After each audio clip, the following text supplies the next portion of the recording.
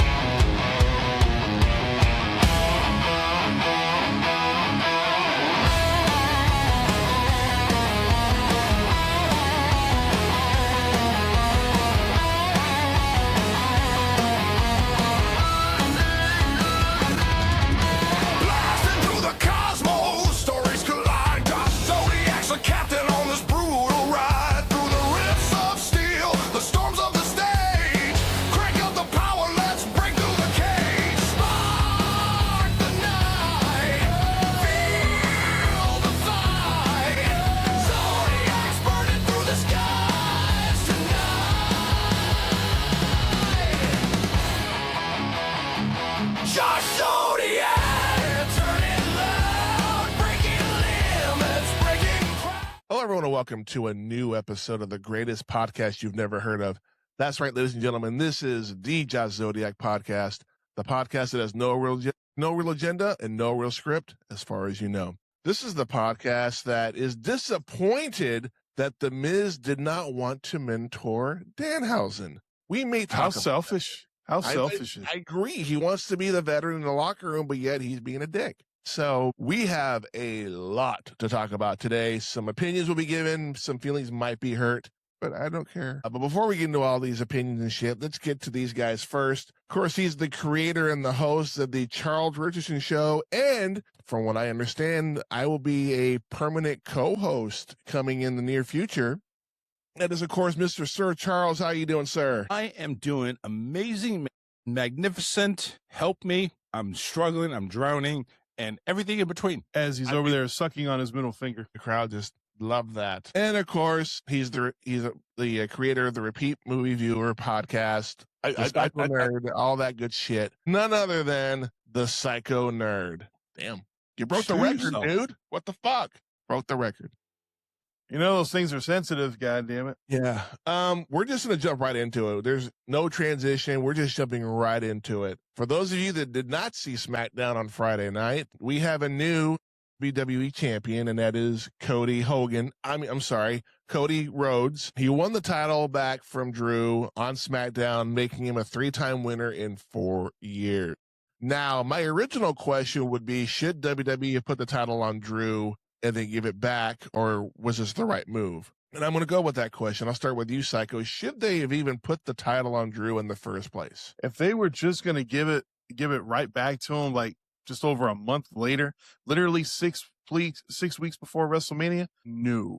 Why waste our fucking time? Why waste Drew's time? Why get us excited for a Drew McIntyre main event at WrestleMania if you're just going to strip it away from us? I mean, what is the purpose at this point? What is the end game? I don't understand it, and I'll be honest, I'm not invested in this match at all. No, wow, that was quick to the point. Oh, you know what? And Charles did warn us before we went live that he had some opinions, so grab your popcorn, folks, because it's about to get rough. Charles, as long as you don't call Becky a cunt in this rant, I think we'll all be good. I think Becky is safe. Anyway. I think on this topic, Becky is safe. Fair. So okay. You red-haired dirty cunt, you're safe there. Fucking dick. See, that's on you. That's on you. Yeah, you gave him the fuel. That's your fault. It wasn't even on my temporal lobe over here. Yep. You put it on there. That's on me. You put it on there. That's on me. So, that's like when you're walking around with your girlfriend points at a girl with big tits. It's like, you know what, hun? That's on you for pointing that out. Thanks for the assist, babe. Yeah, really. and you're at the top of the Empire State Building. Don't look down. Ah, motherfucker, that's the first thing you do. Oh, dude, what the fuck?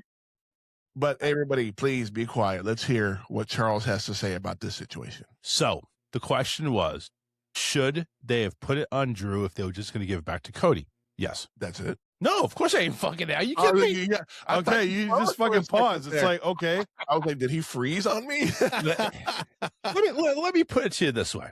WWE Creative has basically shit the bed so much they call another toilet. Okay. So it's really to the point of how much do we want to fuck up the title scene? How much do we want to fuck up WrestleMania? How much do we want to fuck up the confidence Drew McIntyre either does or doesn't have internally with WWE? Here's how you do it. You take Drew McIntyre, you give him the belt. He's now obviously very happy because he has the belt that he's been bitching, whining, complaining about. I've been cheated in this, and I had a 3-minute title hold on it before CM Punk went ahead and fucked me, and this and that. You give it to him, and he holds on to it. He actually defends it as a heel, of course. You know, it's not going to be clean or anything else of the way. But yes, you give it to him. Then WrestleMania isn't doing very well with ticket sales. No. Why is that?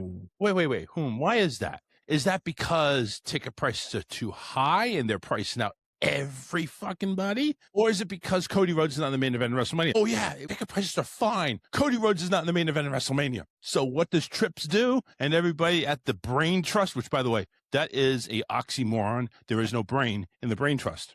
So what does Triple H do? He goes ahead and says, Cody, you're in. Drew, you're out. Obviously, ticket sales are going through the roof, and they've sold out since.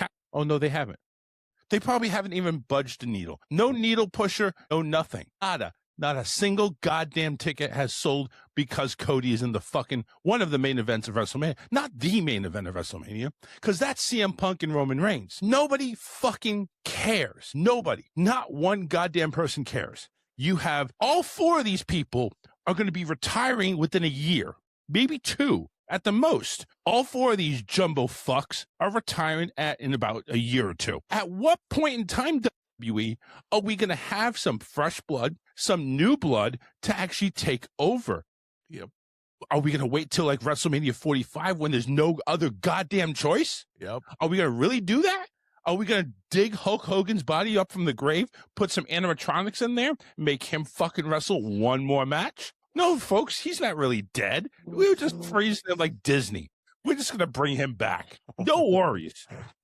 I mean, are you going to go ahead and get a 90-year-old Ric Flair to go ahead and wrestle one more match against Goldberg for one more match? Are we going to do that? I mean, are we going to go ahead and dig up Eddie Guerrero's body and do the same thing? What the fuck are you thinking here? How about all the talent of NXT that's coming through that's actually made the main roster recently? Why don't you go ahead and give them a shot? You gave Paige a freaking Divas Championship in her first goddamn night. It's true. You mean to tell me Trick Williams isn't one of those heel wrestlers that could easily take down somebody?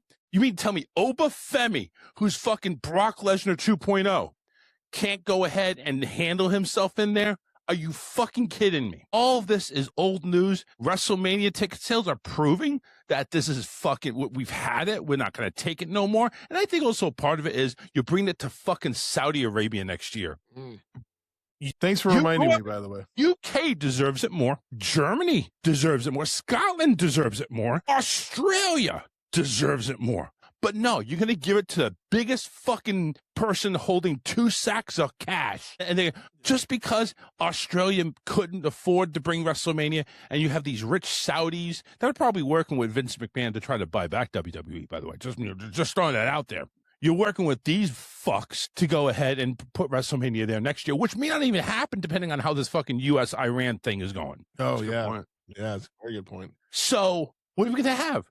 WrestleMania Vegas 3.0 next year? Fuck you. Honestly, I'm not saying I'm not going to watch WWE, but the investment I have and the heart that I have into it, I literally am putting in the fucking Danhausen right now. This guy's fucking hilarious, and he's been on screen for like 3 fucking minutes. End of rant. And, you bring up a lot of valid points, and my thing about this is that I don't agree. Why are you going to make Drew a transition champion just to put it right back on Cody again? It makes no sense. Because they fucked up. Yeah. Well, it has nothing to do about long-term storytelling, Josh or Zodiac. It has nothing to do with long-term storytelling. This has something to do with, hey, we got to make something happen. We have to pull a rabbit out of our ass, and this is how we do it. and I do find it funny that like prior to this show on SmackDown, that we got the word that Road Dogg left creative. He's done with WWE altogether. I'm like, I think this might be a sign because Road Dogg is very loyal to Triple H to a fault. And we see that on Unreal. And I'm like, dude, if he's leaving, there's definitely something. And this is a rat leaving the sinking ship at this point. You know what I mean? That might be Tripsman B might be next. So Yeah. maybe this is not a Triple H call. This is maybe a TKO or TKO thing. Which I do find funny because I have a lot of faith in Triple H. He's been a lot better than Vince McMahon booking. He has done that, and he brought NXT to its pinnacle before Vince McMahon went ahead and ruined it, and then brought it back. And then Shawn Michaels, who has the same ideals as Triple H, make it what it is now great again. If it just blows my mind that the creative decisions, and if that's the case, if what you're saying is true, Road Dogg leaving, and he was a very loyal contributor to Triple H,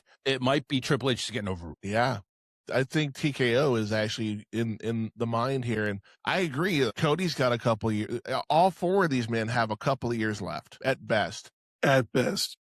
And here's my thing too, is that, and this is taking nothing away from the women, but when I'm more invested in the women's matches than the men's matches, that says something. See, and that's true. I am much more invested right now with what's going on between Jade and Mommy than I am with any both of the male main events for the title. I could give two shits about either one of them at this point. And with that, we will segue into our next topic. Is it came to light, several dirt sheets and reports were coming out about real heat in the locker room between Jade and the rest of the females in the back. There's a lot of heat, a lot of hate, whatever. But because Rhea won the chamber match, and I've had time to think about that, and I'll get into that rant later. But Rhea and Jade had their face-off in person on SmackDown for the first time. Charles, I'll start with you. The promo battle they had to start the thing off, who won that first round, Rhea or Jade? Definitely by a landslide. Oh, yeah, I agree. You got experience versus body. Yep. So when it comes down to it, man, I would love to fuck Jade right there where she stood. I would love to, and I would love to go ahead and turn her black to white with all my jizz. Honestly, it's just that's the way it is. But I'll tell you one thing, she can't stand a lick with Rhea. Rhea's battle tested. Rhea's held the title multiple times. Oh, yeah. Rhea is mommy for a reason.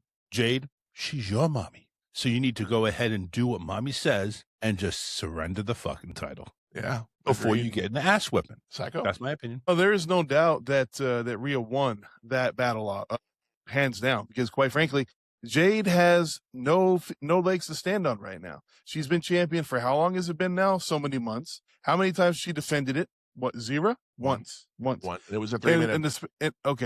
Yeah, exactly. In the span of a few months, she's defended it once. And we've already talked about this on the channel that it's not her fault. It's all about the booking. They're the ones that are making this decision. Yeah. And quite frankly, they're making her look weak. They're making her look like a shit champion. I don't like that because I fucking love Jade. I do. I've loved her ever since AEW. I think she's a badass. She's fucking gorgeous. She's got a great body. She's got a good personality on camera. She really does. But they're not utilizing her anywhere near the full potential that she is whatsoever. As far as I'm concerned, Rhea, like you said, battle tested. She's been the champion multiple times. She was the champion she went from one Mania to another. Had to drop it just because she was going to get married. It's not like she lost it or anything. So her getting the title back, I feel like was eventually inevitable, and I'm okay with that because I freaking love Rhea. But I don't like what they're doing with Jade whatsoever. I don't like it. So now I got to go ahead and ask this though. Yeah, go ahead. Because right now these first two topics we're already harping on creative. Triple H is getting a lot of the heat. I mean, he's getting booed out of the freaking areas for post shows and shit like that. He didn't even show up in the last post show because he didn't.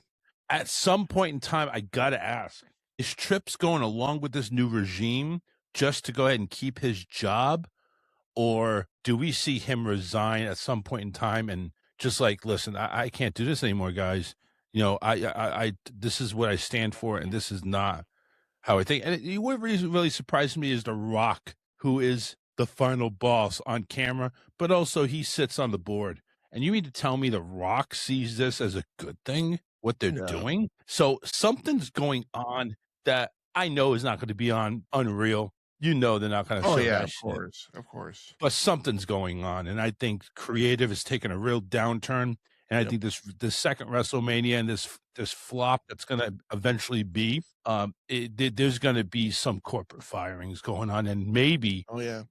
even Vince getting his hands back on WWE again. And it didn't help that a lot of people are getting injured lately. Like we've lost like 4 or 5 people in the last couple of months, easy. But I want to go back to Psycho's what he said about Jade. You said she looks good, she's beautiful.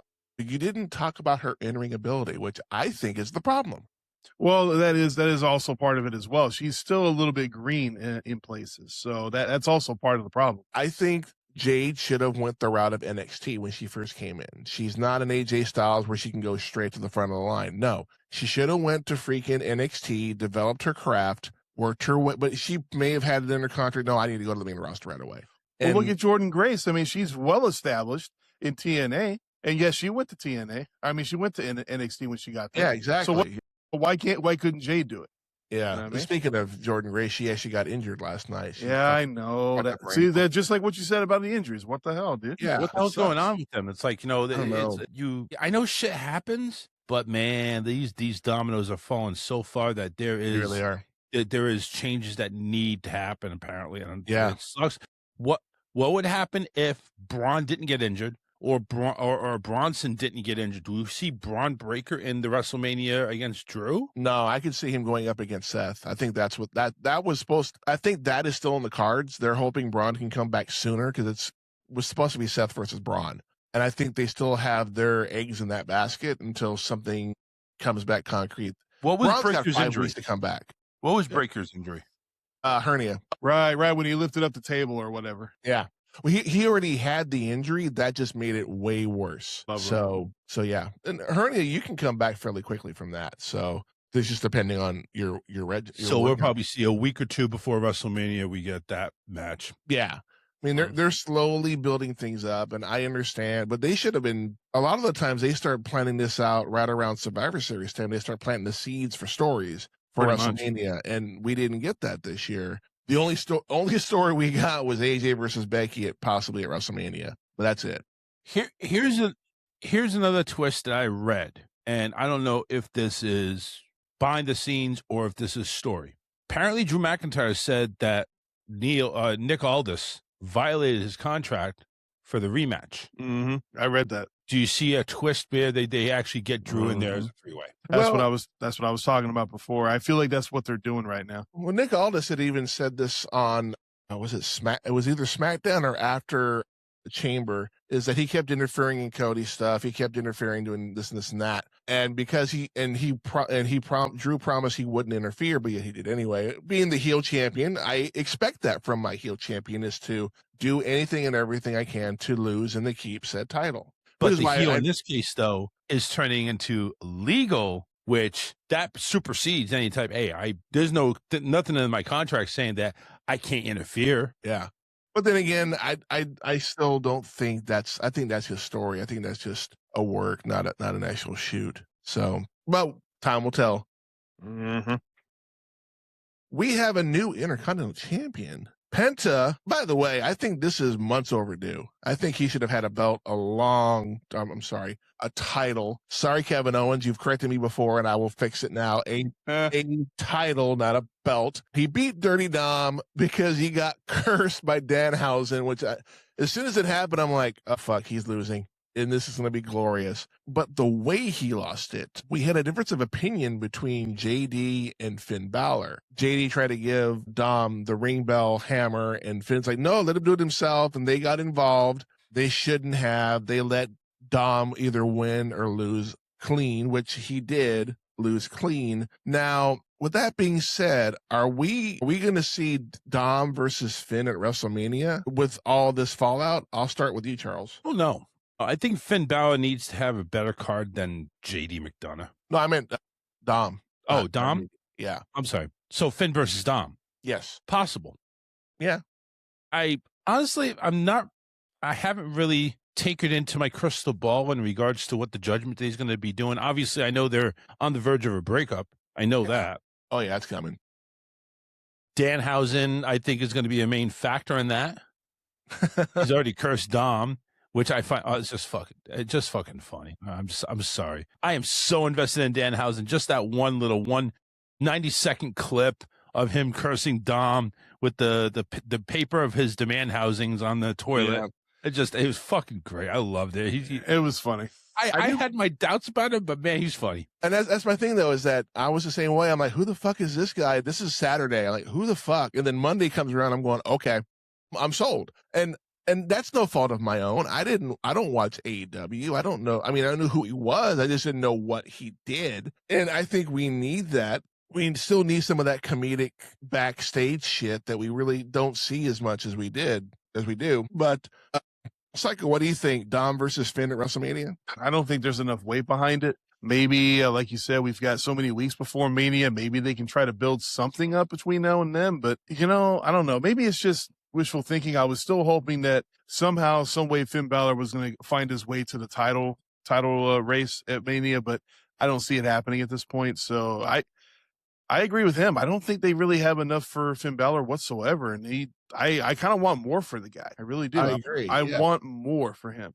I think he deserves it. 10 years since he won the Universal Championship and still has never been able to make it back to that particular, There is another road that I see might happen, and that's Finn Balor going after Penta for the Intercontinental and trying to bring it back to the Judgment Day. That's the only thing I really could see happening that maybe would be Andy. I know I'm feeling like Psycho. It's going to probably be fucking boring. I just woke up a little while ago, man. Don't even worry about it. But yeah, I mean, it doesn't really hold enough weight for Finn. You know what? Right now, who the fuck knows? The way they're booking shit, apparently Finn Balor is okay losing to a freaking 24/7 title shot right now if they really still had it. I mean, just the way that it is. I mean, you can't fucking predict this. Yeah, I agree. I mean, I don't think they're gonna pull a Drew on the IC title and just give it to Penta just to take it right out. I think Penta's earned it 100%. He's earned this. He needs to run with it at least until maybe SummerSlam. You know what I mean? Which is like 4 or 5 months from now. But I do think Finn versus Dom would be, Dom, well, you cost me he's going to blame everybody but himself for losing, which is what the heel does. And Finn's going to be like, no, you lost it yourself. That's my horrible Irish accent that I just tried to do. And it's let's not forget, man, he was cursed. So that's why he lost. Maybe he goes after Danhausen then, maybe. And I do love that he didn't remember, hey, Finn, hey, Dom. And then JD's like, he's like, already. That was funny. Great segment. The fact that Danhausen was calling Adam Pearce Stone Cold, but he had the glasses on, so he was in disguise. Okay, that was pretty funny. That was hilarious. Well, it wasn't Stone Cold. It was Cold Steve Austin. Oh, he called him Cold Steve Austin? Okay, yeah. Fair enough. All right, moving on. Yeah, glasses. You pretend to be Adam Pearce. Okay, right, very well. Yeah, I dropped it in the toilet. Oh, my God. Yes, as you can see, Danhausen returned with thunderous applause and cheers. And which is funny because he's making fun of himself. Because he did not come out with thunderous applause and cheers. No. So if you can laugh at yourself. So actually, from what I heard from people inside the arena, there was a good pop. I wouldn't say thunderous, but there was a good pop for him. But the boos are because that's all it was. People didn't know who the fuck he was. But then again, when we talked about this before, is that normally Chicago was a rowdy crowd. They were not. They were monotone. They were not. Well, because let's face it, they were probably expecting something stupendous, and it's like, really? Well, not just that. The only time you really heard them get rowdy is when CM Punk came out to the old 1990 Bulls intro. I'm like, okay, that's nostalgic. I can dig that. But there was really nothing for them to get excited about, and I don't blame them, Moving on. Oh, my. Roman versus CM Punk promo battle. Oh, my God. I'm just going to go straight to Charles. What are your thoughts on what was said in that promo? I'm gonna say this. I think there's another angle on here, to be honest. Okay. Somewhere along the line, I think Rock is showing up or somebody from the bloodline is going to go ahead and interfere, whatever the case may be. To mention, I'm going to bury you next to your father. That's dark. And from my understanding is that was not at all rehearsed. And that was just something that came from the cuff. Whether there's heat back there or maybe the agreement, like John Cena mentioned in Unreal or his behind the scenes, talk about whatever you want. We're professional. Do whatever. Yeah. That could have been the arrangement given by Roman and CM Punk. Say, listen, let loose, no holds barred, nothing's off topic. And that makes the best. Yes, it does. And if that's the case, then both of them in the backstage probably were like, Roman's probably like, damn, that was good. That was good. Okay, where do we run with this now? So I fully respect the promo if that's where it was coming from. Yeah.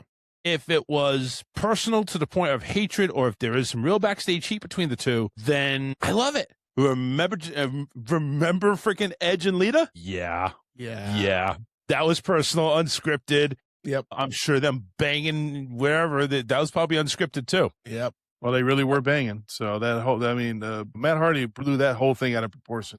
He made it public. It's like that was his problem.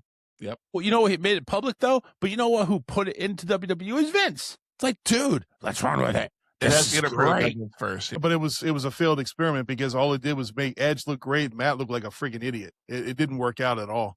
Well, yeah, exactly. Agreed.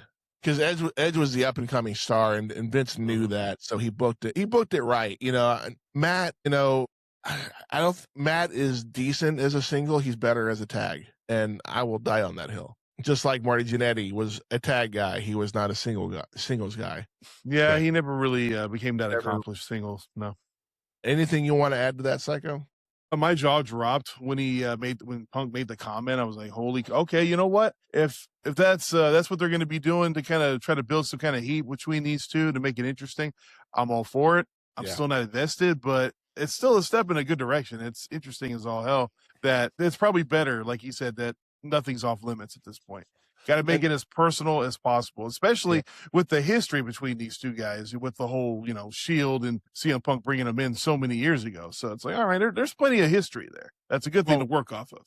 And Roman even brought that up to you didn't bring me in. You didn't want me in the Shield. There was somebody else that was supposed to be in Roman's spot, but Vince pushed for Roman. So that personal hatred is legit. For whatever, for if it's legit or not, it doesn't matter. They're making it look like it's legit heat, and I'm loving every minute of it because you want your two people to go head to head to hate each other. You want them to go to the end of the world to beat the shit out of the other guy. And yeah, when I heard it, I was like, I had to pause it and rewind it on Netflix. I'm like, did I hear that right? And it was just as shocking the second time. I'm like, whoa. People are like, oh my God, CM Punk is such a douchebag. I'm like, have we forgotten that 2 years ago that Roman did the same thing to Cody about Dusty? Almost not quite the same, but pretty fucking close. I'm like, so where's the line? Oh, you're a Roman Reigns fan. Okay, your opinion is one-sided. Okay, I get it. Okay, so it's okay for Roman to do it, but not for CM Punk. Got it. Okay, cool. And the IWC is very wishy-washy is the best word I can use. They hate him 1 minute, they love him the next. It's almost like they're San Diego Charger fans when they were still in San Diego, but that's a whole other argument. The last topic we're going to talk about, and I've been finding these lists on Facebook lately, and this one in particular is the top 10 greatest superstars in WWE that never won a world championship. Now, before I go over this list, Charles, who's someone you can think of off the top of your head that never won a world championship? That I consider great? Yeah. Nobody, really. I mean, simple-minded me, I can't think of anybody that was great that never held a world championship. It's going to be tough. I would love to hear this list. What about you, Psycho? Anybody come to mind? Taking out the word great, just somebody I felt like that was a good worker, somebody who was good on the mic, good in the ring, that should have held the belt at some point or another. Jake the Snake Roberts. I've always had a stick in my craw about that one. I think he deserved it. Fair enough. Amidst the time of Hulk Hogan being at 9 fucking WrestleMania main events in a row, where the fuck was Jake the Snake's respect? You know what I mean? Like, what the fuck? He was way better in the ring than Hogan ever was. Just saying. Fair enough. Well, Hogan drew tickets and drew crowds. Here we go. The top 10, starting from number 10, we have Shelton Benjamin, the Golden Standard. You know what? He was pretty good back in his day. I don't know. Maybe. That whole thing about him beating Triple H on Monday Night Raw was a big deal at the time, but it never went anywhere, unfortunately. Number 9, Razor Ramon, the bad guy. If he'd have stuck around in WWF a little bit longer, maybe he could have gotten it. That's a fair point. Number 8, Shinsuke Nakamura. Yes, I'll agree with that. Yeah, I've been told that Shinsuke in New Japan was their John Cena. So for him to come here and get nothing, it's kind of kind of a waste. Number 7, I'm afraid I have some bad news from Wade Barrett. Yeah. Yeah, you know what? He got the shit end of the stick, I think. Yeah, I'll agree with that one. Yeah, Wade Barrett was a badass. He had the physique. He had the charisma, the mic skills. Yep. Yeah, it was his time. You're right. Mm-hmm. Number 6, Gold Dust, the Bizarre Fuck him. I don't know. I don't think he was ever that level. I don't think so. No. Fuck he him. was a personality, very much so, but I don't think he was ever that caliber in the ring. Fair. Number 5, and this guy's in AEW now, Cesaro, the Swiss Superman. Yes. Yeah, I agree with that. They severely dropped the ball with him. They did. I mean, him tagging with Sheamus as the Bar was some of the best wrestling I've seen in a long time. We're not just the bar. We don't set the bar. We are the bar. I love that. It was great. You know, tag team champions even. Like, that would have been fine. And it's funny because that was all because Mick Foley, who was the commissioner at the time, had them do a best of 7. And the 7th match, it was a draw. So he made them a tag team and they ran with it. It was fucking beautiful. It was great writing. Yeah. Creative. What the fuck? Give us this again. I know, right? Number 4. This one hurts. Owen Hart. Oh, yeah. He deserved it. He definitely fucking deserved it. It's a goddamn shame what happened with that. He probably was on his way to it, too. Yeah, he probably was. Could have been. He could have been. Number 3, Samoa Joe, the Submission Machine. Yes. He was definitely a great ROH champion. He was not there long enough for anything creative to really happen. And if there was, they ignored him for whatever reason. He was also injured prone too. Yeah. Number 2, Mr. Perfect. He never won it? No, he didn't. He was more of an IC title kind of guy. Yeah, he won the IC title. How in the world do you be perfect but not win the championship, not win the world title? That story writes itself. You know what I mean? Number 1, I can get behind number 1. Hot Rod, Roddy Piper. Fuck yeah, dude. I'm still to this day disappointed that in 1996 at the last pay-per-view of that year when the NWO was going strong, Roddy Piper had a match against Hulk Hogan. He put him out with the fucking sleeper hold, and it wasn't even a fucking title match. Fuck you, WCW. You suck. That was an atrocity in my opinion, and it still pisses me off. Yep. No. Yeah, I agree. Rowdy, that's a crying shame. You don't put the strap on the Rowdy one. Now there is a name I feel is missing from this list, and I'm surprised that it's not on here. Who dat? And I'm talking WWE, not WCW, not NWA. Okay. Ricky the Dragon Steamboat. Good. He was pretty good. Even when he came back at WrestleMania 25, that match against Chris Jericho, after not being in the ring for as long as he was still doing a pretty damn good job of holding his own. He did a good job. Now, that's just a testament to how good he was. My question here is, I'll start with you, Charles. Is there somebody that you can think of now that we have this list that should be on this list that we didn't mention? No, there's a lot of them out that I heard that. It's like, wow, really? Yeah, I never thought of it. No, I really can't come up with one off the top of my head, to be honest with you. What about you, Psycho? Well, I already gave mine. It was Jake the Snake Roberts. Okay. Hands down. Hands down. I always wanted him to win the title, but he never really was a title guy. I think that was mostly not so much the company. I think that was him. I don't think he ever wanted the responsibility, which is fair. I mean, if you're the kind of person that wants to be in the company and you're doing what you're doing, you're happy with what you're doing. But then again, it's well documented. Jake had a lot of problems throughout the years, so that could also be a big part of it. So this is just speculation, but yeah, it would have been cool if he held it at least for a small amount of time. It would have been cool. But I think for number 6, which is where Goldust is sitting at, I would swap that out for the other Rhodes, Dusty, because he was in there, the polka dots. You know what I mean? He never won the world title. Right. That's just a working man. Yeah.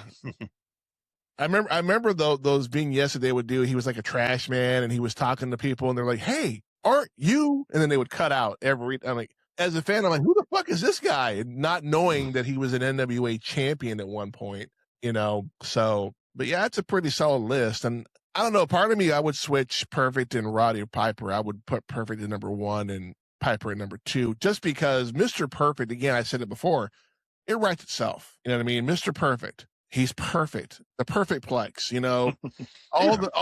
he threw a touchdown pass to himself. I mean, come on. How many people can do that? You know what's really funny about him is that he could never get all those vignettes or those spots done whenever he knew that he was on camera. Like when he knew they were recording, they had to tell him they weren't recording. And that's when things were done perfectly, which is ironic as all hell. Hilarious. It really is.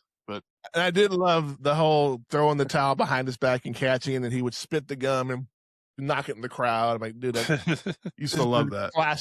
Classic golden era shit there. Or throwing the towel behind him and catching it. Always loved that. I just said that, but Okay, my bad. I heard gum. That's all I heard.